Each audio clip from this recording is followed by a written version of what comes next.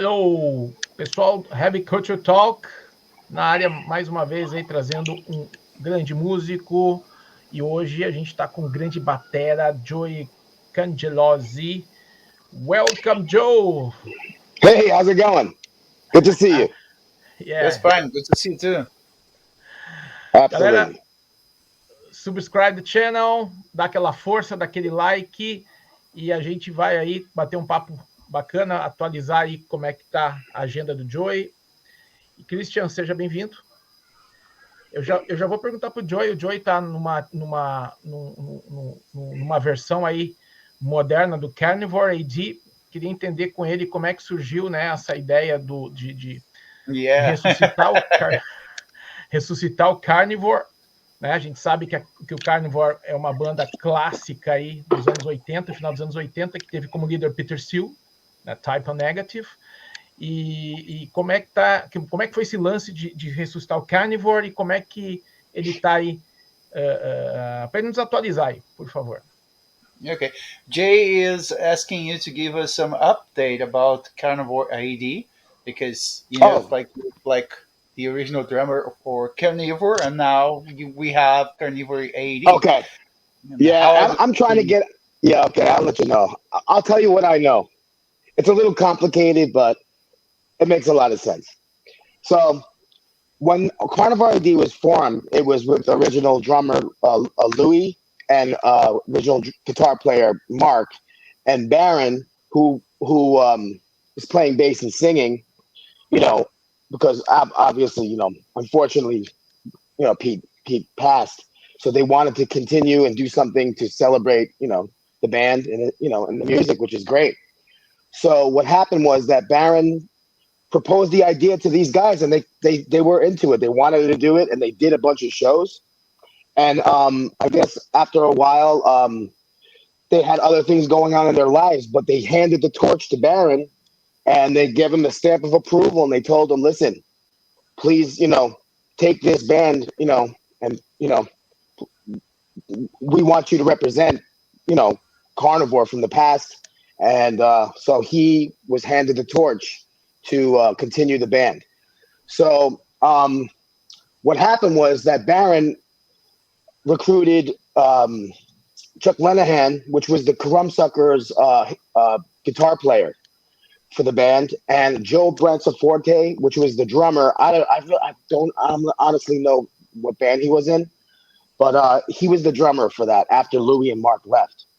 And they continued for a bunch of about a year or so. I don't really know, a couple of years. And then COVID hit. And then Joe left the band. And I got a call from Speezy from Kreator. And he said, "Joe, Carnivore is looking for a drummer. Carnivore A.D. is looking for a drummer. Why don't you get in touch with Baron and try to get into the band?" So I reached out, and we talked. And we had a lot of history from the old days, and we got together, and I tried out for the band, and everything worked out. And we're doing shows now. We're going to be in Europe in February, and we're going to be in Europe in next June. And yeah, that's pretty much the rough history of Carnivore A.D. But this band is there's no new music being done here. This is just a tribute to the life and the music of Carnivore, which is a really nice thing. Great to hear that. And how were the people accepting this, coming back, like enjoying, curious? Because like most of the people seem to forget the band when Pete started Type O Negative, and then now the band is getting attention again. Absolutely. Sorry. Well, because the fact that of course, this was Pete's first band, and Type O Negative is a different kind of style in a way. It's not thrash. It's not as heavy. It's not as fast, and it's great for what that is. It's two different killer bands, I think.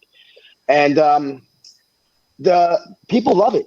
People absolutely love it. I thought there would be more mixed reviews since, everybody, if you look at Baron, he looks a little bit like Pete. His mannerisms are a little like Pete, but Baron is the real deal, man. He's not acting. He's not trying to imitate anybody. What you see is really the man himself.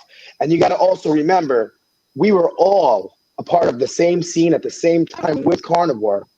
I was in Whiplash. We were in the same label. We had the same management companies back then. Crumbsuckers, Whiplash, and Carnivore played shows together. Sheer Terror also, which is Baron's first band, was really they played bunches of shows with Carnivore too. So we all were in the same, in the same place at the same time.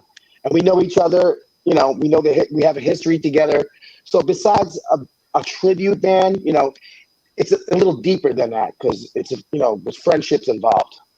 Yeah, for sure. But people, at first, even I was like, Carnivore A.D, what is this? Who are these people? And then I heard it and I saw it and I met them and I said, wow, you know what? They're doing beautiful work, keeping that music alive, and the memories of course, Keith too, and Keith Alexander and Peter Still. For sure. And with the blessings of the surviving members. So, it's a great thing. I really feel honored to be a part of it. Great. Jay? O Carnivore tem 2 álbuns, né? Que ficaram marcados aí, o auto-intitulado Carnivore e o Retaliation. Qual dos dois aí o Joey aprecia mais? Jay is asking which one is your favorite Carnivore album, Carnivore, or the Retaliation? All of them, man. Everything. Because I was a fan. I'm a fan. So besides me now being, which is crazy, me playing the music, as a kid, I was always a fan. So I don't know the first record, I love the second record. I mean, obviously there's a difference. He went more hardcore for Retaliation is more hardcore sounding. And the band sounds really strong on the second record, And he sounds good on the first record too. It's so raw. The first record is so raw. I love it too. I love it raw. I can't choose. Okay. I just need you to use the microphone a little bit closer to your mouth, okay? I'm sorry, you're cutting out. I just need you to put the microphone a little bit closer to your mouth. Sure. How's that? And now it's okay. Better? Okay. Yeah. All right. Jay, pode fazer outra pergunta. O Joey já falou do Whiplash e a gente não vai... É impossível não comentar, né? Os 3 álbuns que o Joey gravou com o Whiplash, né? O Ticket to Mayhem, Insult to Jury, o Born Again, fala para ele que são discos muito cultuados no Brasil, né? O Brasil, aí a gente consumiu muito esses 3 discos do Whiplash e como é que ele enxerga essa fase dele do Whiplash, que para nós aqui foi muito relevante, né? Jay is asking about Whiplash, okay? Because Whiplash in Brazil had lots of fans. It still has lots of fans. The 3 albums, people really enjoyed them here. It was That's very important for the growth of the scene here. And Jay is asking about how do you feel about playing in these albums? And how important are they? Whiplash, it's a very difficult situation. I mean, that was my first professional band. So when I did Ticket to Mayhem, I was 17 years old on that record. And I was so young, I couldn't even sign the record contract. My parents had to sign the contract. So, yeah, it was crazy. But I was also a fan of Whiplash before I was in the band. I played one show at Lamar in Brooklyn with my first band called Deathcore. And after the show, Tony Bono, the bass player from Whiplash, came and he said, would you join the band? Because Tony Scaglione was going to join Slayer. And I tried out. I got in the band. But yes, those are very important records for me. That's the beginning of my professional career. Yes. Great. And Insult to Injury is also, a really special time too, because, they made us change our formula. It wasn't a trio anymore. It was 4 people.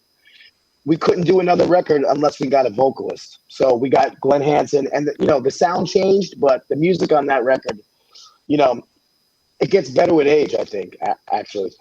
Even in Ticket to Mayhem too. And on Born Again, I tried my best to, get Tony out of his basement to try to, do Whiplash again, but he didn't do it, with his whole heart. And there was a big fallout, unfortunately. And There's nothing I could say. I'll never play with that band ever again. That's for sure. Neither was Tony Scaglione. It's just, that's the way it is right now. But we're proud of what we did in that band, and it was a special time in my life. Yep. Great to hear that. Jay?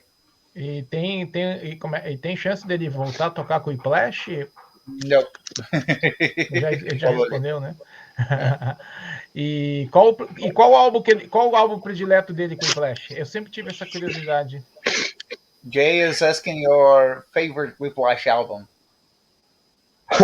Power and Pain. Power and Pain. I love Tony Scaglione and me are like this, brothers. I'm going to tell you something very interesting now that not a lot of people know, which is incredible. Wait till I tell you this one.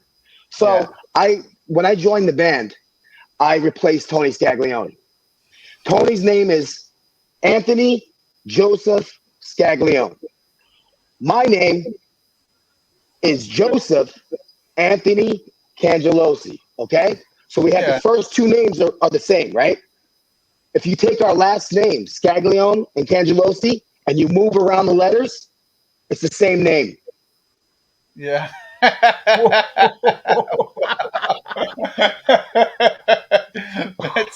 That's pretty crazy. You can't make that stuff. You can't make it up, man. It's crazy. That's why I know it was destiny for me to be in that band. Yeah, for sure. Me and Tony Scaglione are still like this. We're brothers. I don't talk to Tony Patero, unfortunately, anymore. He moved. He's still doing Whiplash, but it's a revolving door of players, and it is what it is. I'm not going to say anything negative about it. I wish him well, but it's not the Whiplash of old. That's all I'm going to say. But me and Scaglione are very good friends to this very day. Yeah. Good to hear that. E nessa, eu vou agora como fã do Whiplash, né? Nessa onda de regravações, né? O Exodus regravou o Body by Blood, podia regravar o Power and Pain com o Joey na bateria. Pergunta para ele se ele ia gostar disso. Qual álbum? O Power and Pain. Okay. Oh, Jay is asking about this wave of re-recording albums like Exodus. Oh yeah. I'm going to tell you, I think a lot of that has to do with the rights, with the copyrights. Yeah. Because like in the old days, a lot of the record companies took the publishing royalties. So I think there's a way out of it if you re-record the same record and you own the rights to it again. You know what I'm saying? Yeah. I think a lot of times bands do that for that purpose. And I'm sure bands also do it because they want to try to recreate, which I always think is a disaster. Any recreated record is a disaster. Yeah. I don't care who you are. I don't care who you are. You're going to just, even like Bonded by Blood, it's not the greatest production in the world. I'd rather hear that than any polished, clean sounding production. Yeah. And you can never capture the magic the first time. Like I remember, like most of the fans really complain about that re-recording. It wasn't necessary, I don't like any re-recordings, to tell you the truth. I got to be honest with you. I don't. I understand why they do it sometimes, but you can never go back. You can't go back. You got to keep going forward. I think the energy, the evolution is completely different. When you evolve, you can't perform the same thing again with the same rate. Bro. No, you're like a different age. It's a different time. It's a different life. Like, I mean, and the magic of it being brand new. That's the beauty of it. For sure. Man. Christian, aproveitar a oportunidade. Quais são as influências do Joey como baterista, né? Ele é um baterista muito talentoso. Eu sempre quis entender, né, da onde veio essa inspiração dele, qual é a fonte de inspiração do Joey como músico. Jay is asking about your influences as a drummer, like who are the ones. Oh God! Well, number one is, oh my God, you got 3 hours? No. My father is number one. My father's a drummer, and he's the one who brought me to this beautiful place of music. So, and he's a great drummer too. So, he got me interested in it, and then he's my main, of course. And then, in every single genre, because I play jazz, I play a lot of different styles. I have a big taste in music, not just metal. And, I draw influences from other musics, and it helps my drumming, it helps me, be more diverse, it helps me to grow. Metal drummers, Tom Hunting's my guy. Nobody better than Tom Hunting. I don't care who you are. I mean, in terms of thrash metal, he's my favorite. Of course, Dave Lombardo I love. I think Lars is awesome too, and I think people are too harsh on Lars. What bothers me about, people always hating on Lars is that Lars, whether he's a little sloppy or whatever he is, whatever you think he is, he wrote some of the best, coolest drum parts for the coolest fucking metal, songs ever. So leave the guy alone, man. You know what I mean? Leave him alone. Gene Hoglan's is awesome, man. There's so many, man. There's so many. I mean, I respect everybody that plays this music because I know what it takes. It's hard. It's not an easy thing. You just don't get up and get on the drums and do that, You have to have, power and the will to really put it out there. And and in terms of thrash metal drummers, I love those guys. Of course, if you go back, John Bonham is one of my favorite all-time drummers. I love Bill Ward too, of course. It goes on and on. There's so many great drummers. And, nobody gets their style from nowhere, no matter who you are. You have to take a little bit and borrow a little bit and try to make it your own. And that's how we try to be original. Yeah, for it's not sure. easy. Yeah, it's not one easy. thing that is interesting about drummers and guitar players, everyone looks at the guitar players, but people don't care much about the drummer because it's left behind. But one thing that is interesting about the drummers that I like is the fact that when you have a band, it doesn't matter if it's a death metal band, a thrash metal band, or whatever, most of the drummers, they listen to all the styles. The guitar players, they are like bounded to only one style, and then right. It is variety of metal that. Well, you're absolutely right, man, and that's why drummers are the best, man. There's nothing better than a drummer, man. Yeah, I have to agree with you on that fact. Well, drummers are the first. We're the first communicators, man. Before we play drums to communicate from miles away and stuff. Like drums are no joke. Yeah. And the history of the drum is serious. We're so international. Rhythm is everywhere. Guitar notes and everything that gets a little different. It's different, but rhythms, Latin rhythms. There's so many there's so many variations on rhythms. There's so many styles. It's drumming is endless, and you would be cheating yourself if you just stayed in one place. I mean, not to you don't want to add stuff to your music that doesn't make sense, but you could actually learn from different rhythms and different styles and different cultures. That's what I do. Yes, I love all sorts of music, and drumming is the way to go. There's so many roads you can take. Yeah, that's what makes the thing interesting. Like just one pace or just fixed on that style because it is what the style demands. No, it's like it's a great thing because. Yep, the variety is incredible. Like, there's more variety in rhythms and genres of music than there is probably in anything. Because drums are the first, they're the first. That's why I love the bass. Because bass the is great too. Yeah, they must keep up with the bass and drums. drummers. You gotta be like this. Bass and drums, the foundation. Sure. It's the foundation of the house, player. Man. Yeah, for sure. Jorge? Nunca se falou tanto no Tom Hunting nos últimos tempos, né? E eu sempre tive uma teoria que a gravação, a produção, aliás, do Body by Blood prejudicou a performance de aparecer a performance dele. E na regravação essa justiça foi feita. Então fala para o Joey aí que a regravação, né, trouxe à tona o talento do Tom Hunting já no debut do Exodus, tá? Então acho que daí a regravação ajuda nesse sentido. Sim. Jay is just adding that the re-recording of Exodus, Bonded by Blood, made some justice to the drumming. Because the sound, yeah, because when he recorded the drummer, we could listen to, like. Yeah. I talked to Tom back in the day when I was in Whiplash. I met him, and it was a big thing for me. I was just joined the band, and we met, and he told me he didn't really like the drum sound on that record. I remember him telling me he was doing a new record, and I saw him months later. Whiplash went to one of their in-store signings of their new record, which was Pleasures of the Flesh. It was in downtown Manhattan in CBGB's. One of those next to CBGB's, there was a place. They had like a record release party signing. Our record came out, Ticket to Mayhem, at the same time. So we met them, and we exchanged. I traded records with Tom Hunting. A couple of months later, they played the Ritz, the famous Ritz Club in New York. I saw Tom. And Tom came over to me. He goes, "Joe, I love the record, man. I love the drumming." And like for me, that was it for me, man. I couldn't believe it. I was like, "Wow, thank you so much." But he also said, like, the drum sound was better on Pleasures of the Flesh. But for me, my favorite drum sound of his is on Fabulous Disaster. That's when I think they got it right. They got it right.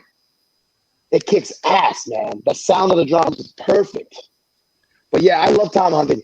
And in fact, I'll tell you one more thing. We played with Exodus in June, which was incredible. We played with Exodus and Voivod in New York, upstate New York. And I didn't see, when I was in Kreator, Tom came down with Mark Hernandez, who's right now in Dress to Dead, with Greg Lucero, the guitar player for Forbidden. He came down with Tom Hunting to see me play with Kreator in 1995 in Berkeley. I haven't seen him since. And last June, we played together, and I met him again.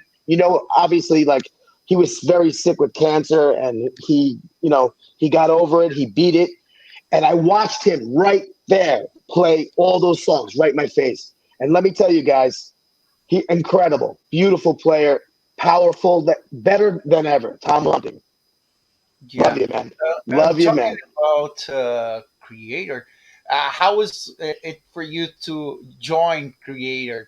Like, Kreator was cool, man. I mean, I got to be honest with you. I was never a fan. I was never a Kreator fan, man. I always liked Sodom better. But yeah, for sure. It's all good. I love them both, and I'm friends with all those guys, and they're the greatest guys, man. But honestly, growing up, I liked Sodom better. I gotta be honest with you. So I was over there in Europe. I wasn't playing there. I was there for a vacation, and I had a girlfriend there, and I just stayed there, and I got a job. I was cooking food in Mexico. I was cooking Mexican food in Germany. I was a chef. And the last day of my job, I get a phone call. I was going back home to the United States. I was done. I stayed there for about a year. Phone call, hello? Frank Blackfire. Hey, Joe, I heard you're in Germany. Venter left the band. Do you want to join Kreator? I was like, oh, my God. Sure. So, and that's how it happened. Great. Yeah. So, we did the record. We did a couple of tours and stuff. It was great. But I quit Kreator. So let the record stand straight that I quit. I couldn't do it no more. So, because the official word was that Miller fired me. And that lasted for about 20-something years until, we met again, and like we're all good with each other now. But I quit the band because I didn't like the direction of the music at that point. Because if you see the progression, after Cause for Conflict was Outkast, was completely different kind of music. I wanted to keep playing thrash, keep pushing it, man. But it was great. I had a great time. I wish those guys well. Both those bands, Sodom, Destruction, also great guys, man. And I had a great time. I'm glad I did it. I don't have any regrets. And it was a great record, man. I had a lot of fun doing it with those guys. Great. And we're still friends to this day. Yeah, for sure. O Joey gostou do resultado final do Cause for Conflict? Oi? Pergunta para ele se ele gostou do resultado final do disco Cause for Conflict. Não muito. Mas Jay is asking if you enjoyed the final result of Cause of Conflict, the recording and everything.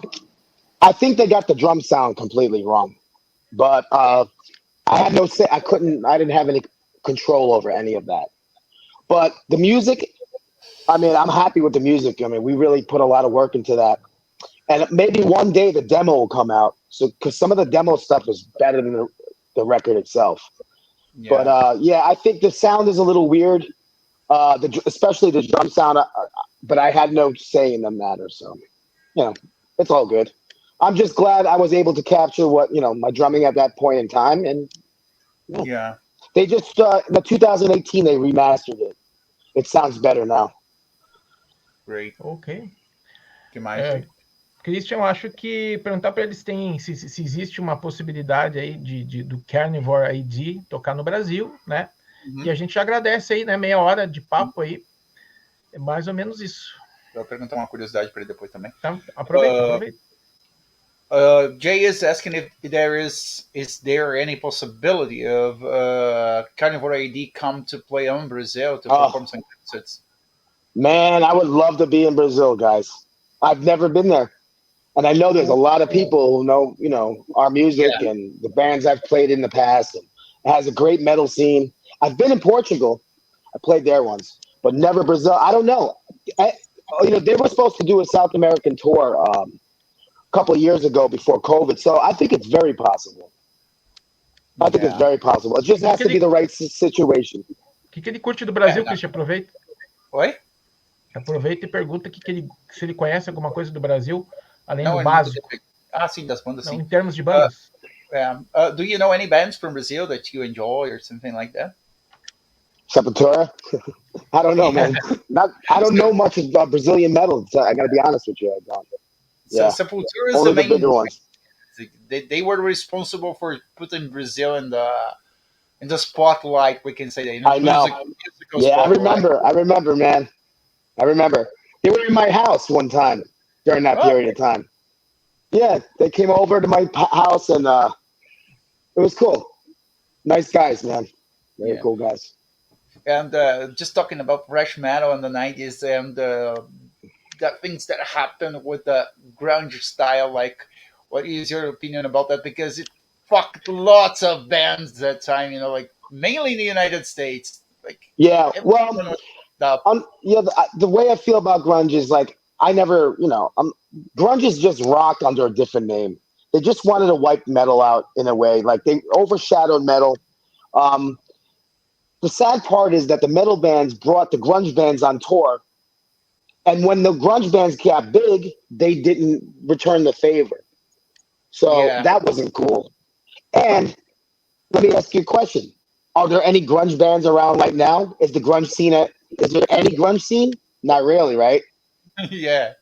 Not really, right? Overnight sensation. Well, exactly. So grunge was a fad. It was quick here and there.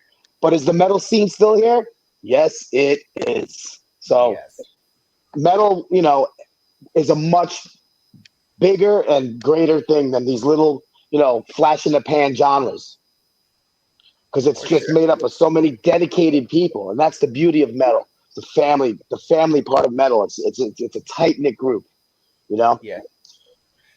Okay, thank you very much for your time. Okay, we were really pleased to talk to you. Okay, it was. Thank you so much. I'm sorry it took so long, but life is hectic, man. But I'm glad we did this. I'm glad. Yeah, it's great to meet you guys too. I would like you to leave a message for the Brazilian fans, and we really hope to have Carnivore A.D. coming to Brazil to perform some concerts. That would be great. Yeah, I would say to Brazil, please. We're going to be there eventually. We're going to try our best to get over there because I know, the excitement and the dedication of the fans there and the love for the music. We'll be there. We will be there eventually. We will be there. So we're gonna work on it. We're gonna work on that for sure. For sure. We're gonna be pleased to see you. That would be great. For sure. Thank you so much, Joe. All right, guys. Have a great one, and keep the metal fire burning, man. Keep it burning. For sure, we will. All right, I know you will. Take care, guys. Yeah. Thank you very much for this opportunity, okay? Have a good night. Thank you, and thank you. I appreciate it. Thank you. Yeah. Bye-bye. It was an honor, man. Obrigado. Prestigiem o Heavy Culture, assinem o canal e nos acompanhem nas principais redes sociais, Instagram, Facebook, e até a próxima. Bye. Adiós.